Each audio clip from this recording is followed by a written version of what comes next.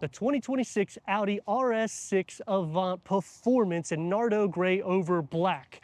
We have a few packages that's ticked that makes this a lot more unique because we don't have the black optic package. Back in 2024, we increased horsepower and torque because they added the performance. They also took sound deadening away to lower the weight to make this even more quicker. I'm Anthony from Supercar Throttle. How quick do you have to really go? This goes up to 190 miles per hour on the track if you option features. You can get carbon ceramic brakes. You can lower the weight per axle with that, plus the wheels. If you up to the 22-inch, you can lower 11 pounds on that. So literally everything that you can think of to lower weight for that track performance, getting in the low 3 seconds 0 to 60. And all of that wouldn't be possible without the aerodynamics that start off with the single frame Audi grille. You get the gloss black elements as well as the Audi O-rings that brush into LED animated headlights, daytime runnings.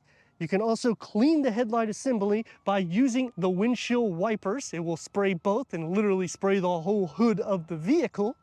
And you'll have the air pocket that gets the gloss black with front parking sensors. We've also added the driver assist package. And now sidetracking from specs, competition like the M5 Touring and AMG's 53 plug-in hybrid. Both are plug-in hybrid variants. So you're gonna get full electric range, plus the battery that makes it weigh nearly 1,000 pounds more than the car should weigh, but they're also getting near 50-50 weight distribution, which this has rear axle steering, so you basically have the same configuration there. But what's unique about Audi is that they're getting more or less a detuned Bentayga / Lamborghini Urus engine. And that's what's housed underneath the hood, this 4.0 liter bi-turbo V8, producing 621 horsepower and 627 pound-feet of torque, paired to an 8-speed Tiptronic automatic transmission, reaching 60 at 3.3 seconds standard quattro all-wheel drive, track top speed at 155 with an optional 190 mile an hour speed, achieving 14 mpgs for the city, 21 mpgs for the highway. So now if you're questioning that MSRP that starts over $130,000, because if you go into the AMG, it's around $30-ish thousand less than this, you're starting to see what this vehicle actually captures. A lot more raw performance in vehicles that are typically in the $300,000 to $400,000 range, but in an everyday wagon. And you can also tell how performance driven it is. It's not something that's gonna fly underneath the radar with this RS design kit on the exterior with RS tuned suspension. Now, unfortunately, we don't have the black optic package, so we're getting the standard 21-inch wheels. 10 pistons in the front. That disc is at 16.5 inches or 420 millimeters. The rear is a single piston at 14.6 inches or 370 millimeters. Both are ventilated with the Audi RS tuned air suspension. And if you option the black optic package, this will be a 22-inch wheel upgrade automatically. You'll also have the same color as the body here, whereas this is going to be a different color. You'll get the gloss black as well as that lower sill instead of getting the satin aluminum. So it will make this vehicle have more of a highlight, even on top of the roof rails and around all the windows. We'll get all the glossy black. And another con is you got to pay for the damn red brake calipers. Come on, Audi, like, I'm scratching my head thinking, why? Why would you do this? You don't need a nickel and dime me. I know what I'm getting underneath the hood. I know what I'm getting for the suspension. And I know that this is a track-worthy vehicle. So colors and things of that nature, start throwing them in. And going back to the black optic package, I feel it should be something standard because it really transforms the exterior of this vehicle. Going into the rear, you're gonna have the animated LED taillights that go into the gloss black bar with the Audi O-rings blacked out.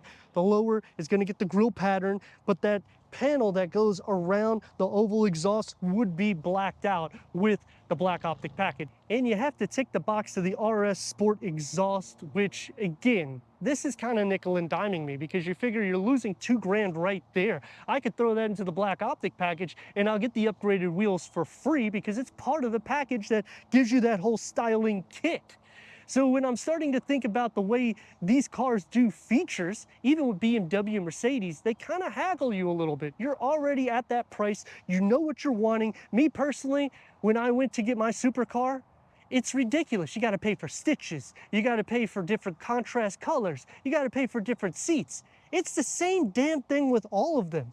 At some point, give us some of these things for free or just raise the MSRP a little bit so I feel like I'm getting a deal. Let me know your thoughts in the comments. Would you pick up the new RS6 Avant, go to the competition? If you haven't already, click the subscribe, click a like. All these clicks help with the algorithm so we can bring more performance vehicles to the channel. Power liftgate going into around 30 cubic feet or 850 liters. One thing that I do want to show you that you may not know is it says Avant here, but this privacy cover, when you close the cargo, check this thing out.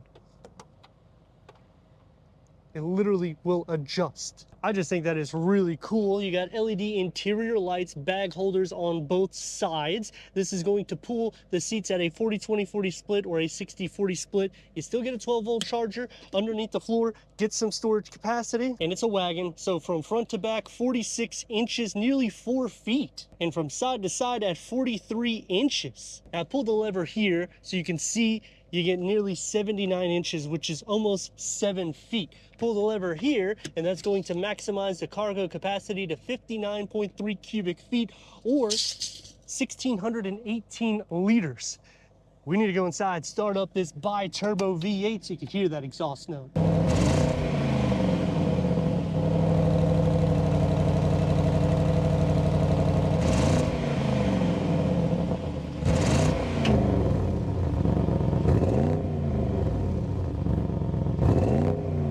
621 horsepower is right underneath my foot with 627 pound-feet of torque. The performance that we got from 2024 coming in to 2026, I appreciate that.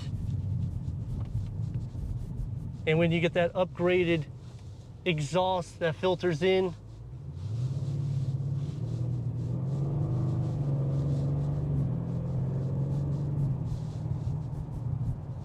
you have some feel to the steering, so I appreciate that. It's not numb to the road. The sound deadening is still good, even though they have taken sound deadening out of the interior. The seat comfort, it's sporty, but I think it's pretty comfortable. We're gonna let this Tesla go in front of us. Clearance though is great because this is like your everyday supercar with practicality. I know not so much with MPGs. And look at this thing go. Look, this is freaking nuts. Braking on the vehicle, it's not going to be a problem with a 10-piston setup. And you can get carbon ceramic brakes if you need that. Now, as you drive it up into a higher speed, you will start hearing the road noise filter in, but you got the Bang & Olufsen sound system to help close that out.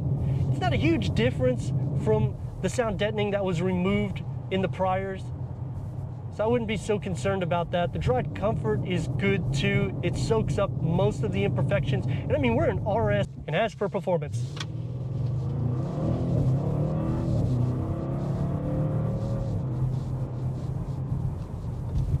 everybody becomes a dot quick in this vehicle. Change it back into an auto drive, and now the suspension is going to change, and it's still going to soak up the ride pretty well. What I really like about these wagons is the daily use of them. I mean, it's something that is awesome because usually when you get a vehicle with this much performance, it's hard to daily something like this because of things of clearance and because of how much power is underneath the hood. It doesn't have too much of the vibrations. You do feel it pulsing into the steering wheel if you are getting on it a little bit. Manual cushion extensions, that's kind of a no-no, but I do appreciate that they do extend out more so because I'm 6'3", so it helps so my knees are not sitting up into the air so much. The wheel well area or the footwell area, it's actually wide enough so I can really enjoy a longer journey with this vehicle. I'm not gonna get really tired with it just because we're losing some of the bolstering in the seats. I will say it's not going to be as comfortable as optioning some of the other packages. But as it sits, it is a great deal. I would definitely take the box to the black optic package though.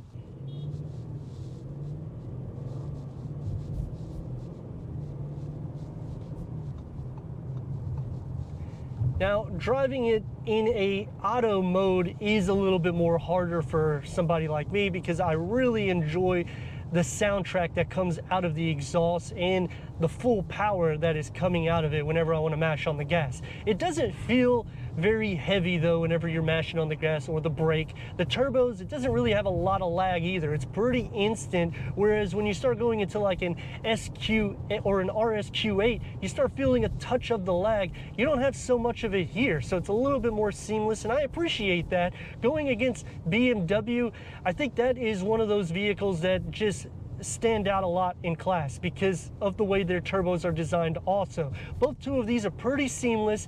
Because we have the rear axle steering, this is pretty spot on with the dynamics to the BMW, even though you're getting a lot more weight on that plug-in hybrid.